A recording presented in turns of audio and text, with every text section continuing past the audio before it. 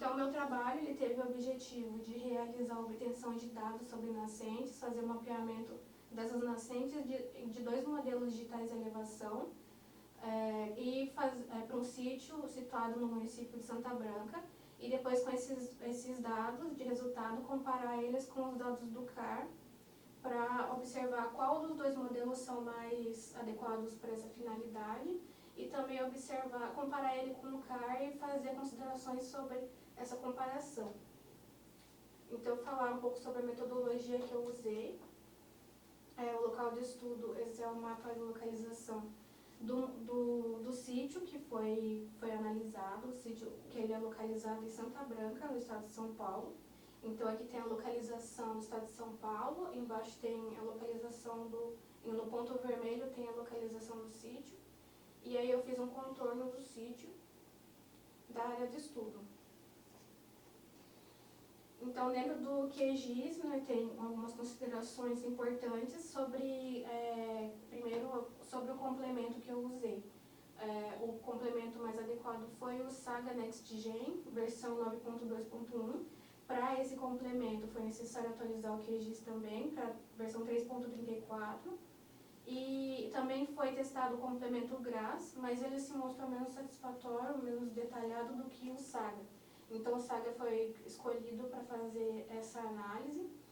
Então, o SRTM de 30 metros foi baixado gratuitamente no site WebMapped e o LiDAR, o MDE do LiDAR, ele foi fornecido pela empresa Suzano por intermédio do projeto NILFOR.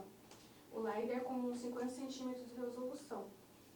Então, de início, esses MDE foram colocados dentro do QGIS e eles tiveram que ser reprojetados de coordenadas geográficas para coordenadas planas, cartesianas, para que eu pudesse fazer a obtenção desses dados hidrológicos de maneira correta. E essa reprojeção foi feita para a zona UTM correta do município de Santa Branca, que é 23 Sul. Então, aqui estão as imagens do MDE fornecidas na imagem A, tá? A imagem do MDE 30 metros SRTM com a escala de cinza. Então, quanto mais escuro a imagem, maior a profundidade do elemento. E também tem a imagem do MDE LiDAR, que é na imagem B, que é o mais detalhado com maior resolução. O FioSyncs ele é uma ferramenta que eu usei no trabalho e ele é usado basicamente para remover as chamadas depressões espúrias ou falsas depressões no MDE. Então, essas falsas depressões, elas podem atrapalhar os resultados obtidos. Elas basicamente são elementos que têm alguma profundidade, que vão ser detectados pelo MDE, porém elas não têm a profundidade necessária para ser considerada o objetivo do estudo, no caso, uma nascente, por exemplo. E elas podem ocorrer desde por conta de erros na coleta dos dados, por imperfeições no levantamento topográfico, ou até ser uma característica natural do terreno que acabou sendo lida ali como se fosse uma parte do MDE, como buracos ou pequenas bacias em saída. Então, essa ferramenta é importante ser aplicada para que o MDE seja mais preciso e que não tenha erros nos resultados obtidos. E no trabalho, eu escolhi o FioSyncs Wang Liu por conta do tamanho das imagens, por não ser necessário um modelo mais detalhado. Aí eu apliquei o Channel Networking Drainage Basins, que é a ferramenta que vai tirar os dados da bacia hidrográfica, né? Então, ele serve para estudar de canais de drenagem, bacias hidrográficas de uma determinada área. Ele vai fornecer diversas características hidrológicas desse local e ele permite observar a organização dos sistemas fluviais e a distribuição do escoamento superficial. Ele serve para identificar e mapear as redes de canais de drenagem dentro de uma bacia hidrográfica e delimitar bacias hidrográficas e também fazer diversas análises hidrológicas e modelagem de processos fluviais. E ele é muito útil nessa questão da gestão dos recursos hídricos. Então, essa ferramenta ela tem diversas opções de informações que você pode coletar com ela. Tem as direções de fluxo, que elas basicamente definem as relações hidrológicas entre diferentes pontos dentro de uma bacia hidrográfica. Tem a conectividade do fluxo, que ela dá a passagem da água de uma parte da paisagem para outra, gerando uma resposta de escoamento da bacia hidrográfica, que causa efeitos sobre processos biológicos e transferência de água e sedimento. Tem a ordem de Strahler, que é uma medida que define o tamanho do trecho fluvial através das ramificações hidrológicas, de forma que ele define uma hierarquia com os números que são fornecidos em cada ramificação.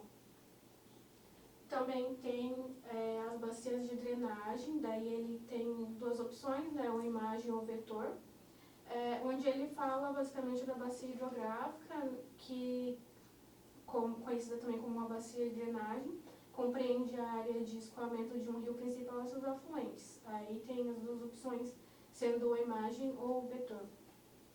Os canais, que mostram os canais do rio em forma de uma linha, e os junções, que eles são as confluências do rio, que são quando dois fluxos d'água se encontram, formando um novo rio.